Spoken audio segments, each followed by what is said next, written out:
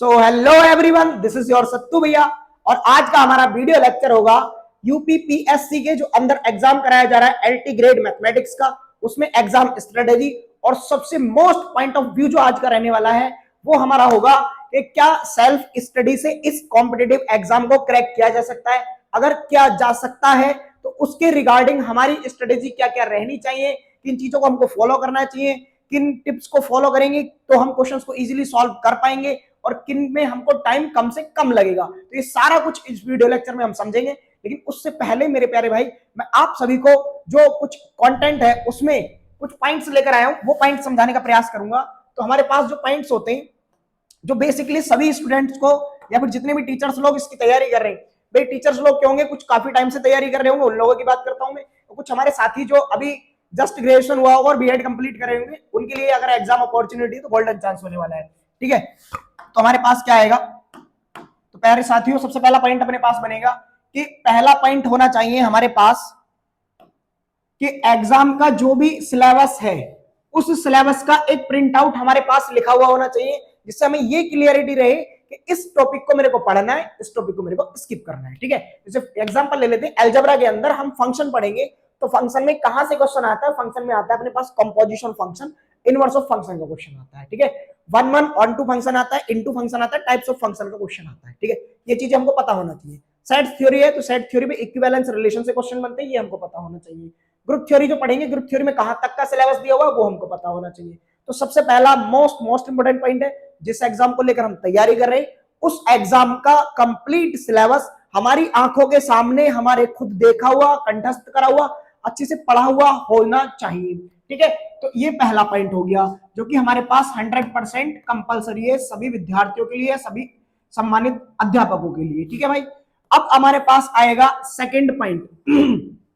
Second point है study material जो है वो हम कैसे सेलेक्ट करेंगे। देखो, सबसे बेस्ट मटेरियल मैं आप लोगों के लिए बता दूं, अगर आप टीचिंग कर रहे हैं, जो इसकी तैयारी कर रहे हैं, जो टीचिंग कर रहे हैं वो 9 to 12 एग्जाम पढ़ाते भी, और कुछ ऐसे लोग भी होंगे जो ग्रेजुएशन लेवल पढ़ाते हैं। ठीक है, अगर वो सिर्फ ग्रेजुएशन लेवल पढ़ाते हैं तो आपको क्या करना है, 9 से लेकर 12 तक की सारी एनसीईआरटी, क्या होना है, एनसीईआरटी, और उसमें भी जो अपने पास मोस्ट एनसीईआरटी वो 11th और 12th क्लास। भाई 9th और 10th का जो अपने पास सिलेबस है मेरे प्यारे भाइयों, वो सिर्फ और सिर्फ किसमें आएगा, 9 से 10th का सिलेबस पार्ट ए में जो अपने पास 30 क्वेश्चन आएंगे वहां पर मिलेगा। ठीक है, उनमें कुछ क्वेश्चन होंगे, वहां पे साइंस के भी क्वेश्चन होंगे, इसके भी क्वेश्चन होंगे। ठीक है, चलो, और ग्रेजुएशन और ये 11th 12th ये मस्ट है हमारे पास। तो हमारे पास 11th और 12th के लिए जो किताबें होनी चाहिए वो एनसीईआरटी होनी चाहिए।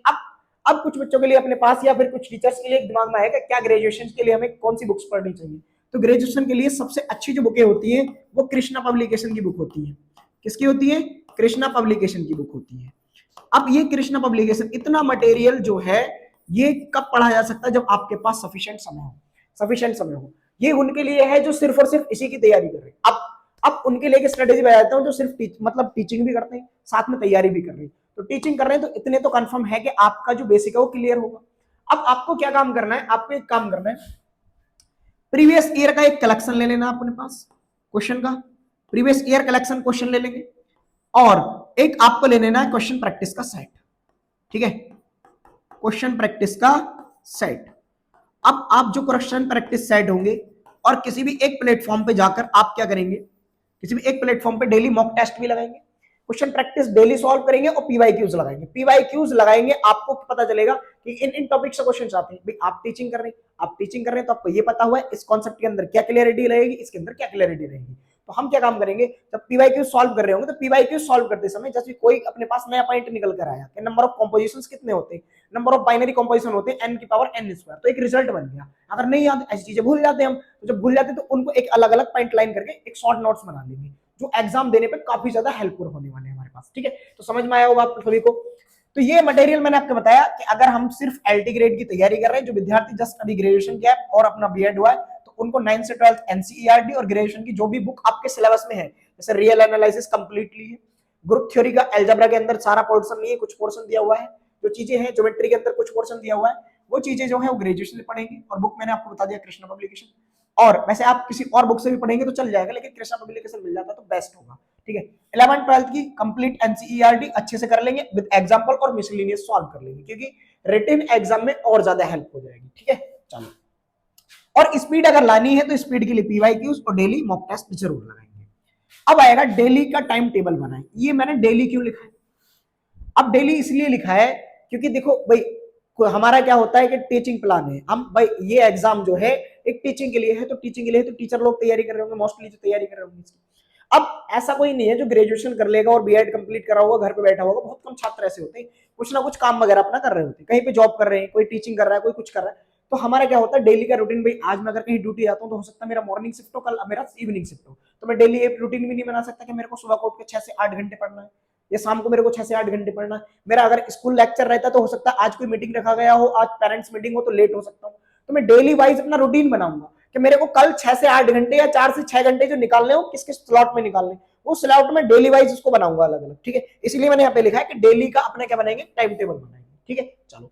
अब वो डेली टाइम टेबल अगर आप ये बना पा रहे हैं तो बेस्ट है भाई, इन बच्चों के लिए तो बहुत आसान होगा जो अभी जस्ट ग्रेजुएशन और बीएड कंप्लीट के, और जो टीचर लोग होंगे उन टीचर लोग के लिए क्या होगा, आप अगर 4 to 6 आवर में डेली टाइम निकाल रहे हैं, 1 आवर क्या काम करेंगे आप जीएस के लिए निकालेंगे जो टीचर लोग हैं, और 3 to 4 आवर एटलीस्ट आपको अपने सब्जेक्ट के लिए भी निकालना पड़ेगा। भाई हम टीचर लोग हैं, लेकिन हमको अगर भाई हम क्लास में जो पढ़ाते हैं हम ज्यादातर पढ़ाते हैं, और क्लास के अंदर क्या पढ़ा रहे होते हैं, डिस्क्रिप्टिव एग्जाम पढ़ाएंगे, रिटन एग्जाम के बारे में पढ़ाएंगे। स्पीड कब लाएंगे हम, तो ज्यादा से ज्यादा एमसीक्यू सॉल्व करेंगे। मैं ये नहीं बोल रहा कि एमसीक्यू की आप प्रैक्टिस नहीं कराते, बच्चों का एमसीक्यू प्रैक्टिस कराई जाती है, लेकिन ये भी आप सभी जानते हैं कि जो स्कूल में क्लासेस चलती है वो क्लासेस में हम ज्यादातर जो पढ़ाते हैं रिटन एग्जाम के प्रोस्पेक्टिव से पढ़ाते हैं। ठीक है, या पर्पज से पढ़ाते हैं, तो हम क्या काम करेंगे, डेली प्रैक्टिस पे सॉल्व करेंगे। अब जो बच्चे अपने पास सिर्फ इनके लिए हैं, जिनकी बात मैं कर रहा हूँ, जो ग्रेजुएशन वाले जो टीचर लोग नहीं है, तो वो क्या काम कर रहे होंगे, उनके लिए सेल्फ स्टडी में अपने पास 6 से 8 आवर का जो प्लान है वो ऐसे होगा। 2 आवर आपको जीएस को देना है डेली, देखो इसमें कोई कोताही नहीं बरतना है, और 4 घंटे सिर्फ अपने आप सब्जेक्ट को देंगे। और प्लस सबसे ज्यादा जो इंपॉर्टेंट है, जो कुछ हमने पढ़ा, जो कुछ हमने समराइज किया आज, उसका डेली रिवीजन करेंगे। जैसे हम जब पीवाईक्यू सॉल्व कर रहे होंगे, नए नए रिजल्ट जो हमको पढ़ने के मिलेंगे, उनके लिए एक शॉर्ट नोट्स अलग बनाएंगे। एक शॉर्ट नोट्स की कॉपी 20 रुपए की अलग लेके रखो।